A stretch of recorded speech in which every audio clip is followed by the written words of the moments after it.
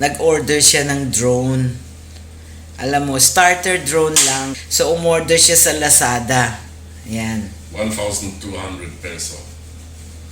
And, well, I will see. I didn't get it into the air yet because, number one, it needs charging. Number two, you have to install some software. So, i-explain ko lang. Itong starter drone na binili niya, actually,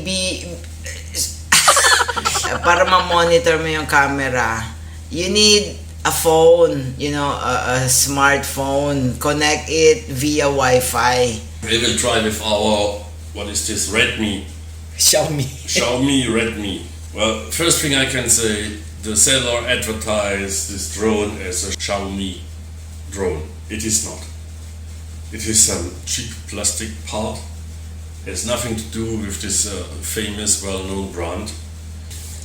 Maybe you should have checked the spelling. Maybe it is only Shimi without the O. Okay, now I have to check for... It's a little bit complicated because you have to connect the phone to a specific Wi-Fi, which I'm trying now.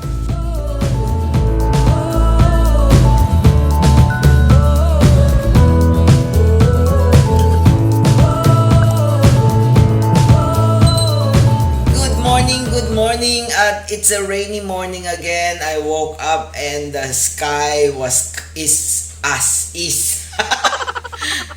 and the sky is overcast. Today's topic will be the drone review. Asawa ko yan. Siya magre-review ng drone. We got it from Lazada and it arrived this morning. It cost 1,215 pesos to be exact, including delivery. Mamaya papakita namin kung gumagana ba siya, if it operates properly, or is it a budol. Number one feedback. The remote has a slider to put in a phone, but okay. I am already afraid I'm breaking something, so this is not really made for the big phones. That's the box. They have one side in English, the other side is the original in Chinese.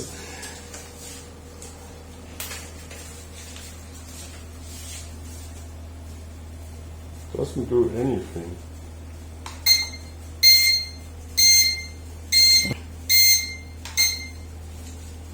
How do you start this thing?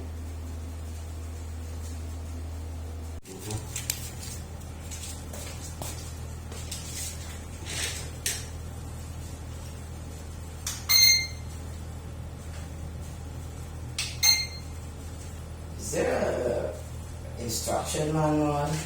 Yeah, but it seems not to match with the part.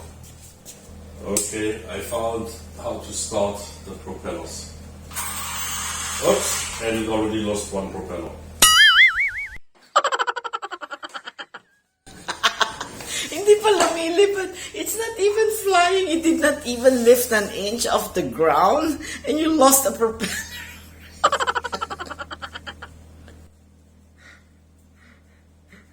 Let me check with the replacement part. Okay. Ayun, ini-snap lang. Okay, let's not judge too early. The camera is upside down. You can see. Holy cow. Or maybe you should turn the phone upside down. Yeah. But the rest of the phone is correct. What will happen if you turn the phone upside down? Oops.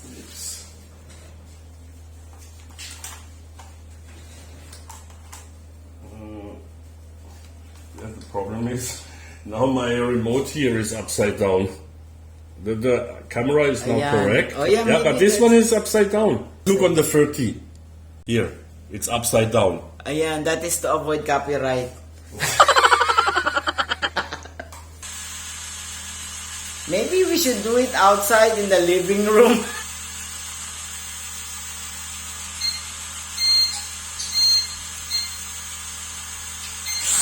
Kamoteng kahoy. Ay!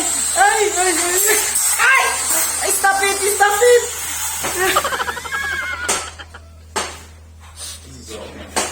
A good thing I already put the protector rings around it.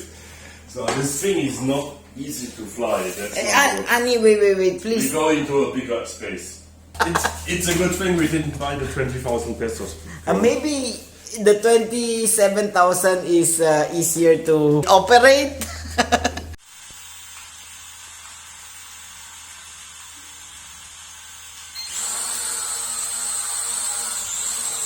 Ay, parang honey, I think it wants to go out. Very difficult. Oh, mamimiligro buhay ko nito. It might not even scratch you. I don't think it's that strong. Okay, let me read. Nag-grab food delivery kami. And today we ordered from Gilligan's! Garlic chicken. Yep. Fried. Yun, sa wakas. It's coming to light. No, it's not. It's not. There's the scissors. Kung kailan excited na tao kumain, tsaka naman dami tip. Ayan. What is it? This is it. Are you getting hungry now? Now I'm hungry. Because 5 minutes ago I asked you and you said, "No, not hungry." So now she is. And so for now, we will stop with the drone training kasi may work pa asawa ko. Probably sa weekend, he will have a lot of time to learn how this drone works. The next day. Oh, ayan, the next day, not the next day. So, regarding the cheap drone we got from Lazada, we decided to return it back to the seller. Lazada is refunding me the money and he will never get it. Yeah, it's also Lazada picked up the drone and I just got this morning the message. They checked the package and they Lazada accepted the return. Reason for the return was the drone was not as advertised. It was very clearly written there. It will have 2 cameras, it will have a strong battery. What I received had only 1 camera, had a weak battery. Actually, I didn't even reach the 15 minutes flight time when I was practicing. After 5 minutes, it was like blinking red and no longer working. So that's why I decided to return it. And today I got the message, the money is now in my Lazada wallet. Lazada wallet? Yes, Lazada wallet. Every shop here has a wallet Okay, now. so now we can go again for next online shopping.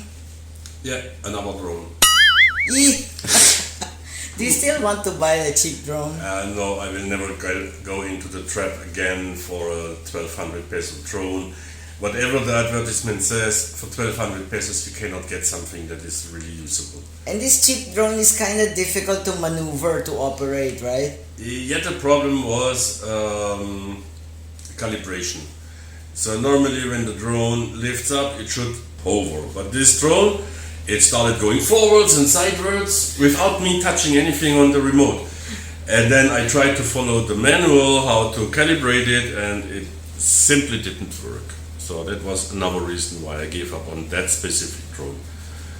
Not 100% giving up on drones yet, but still not willing to pay 27,000 because it's just a toy.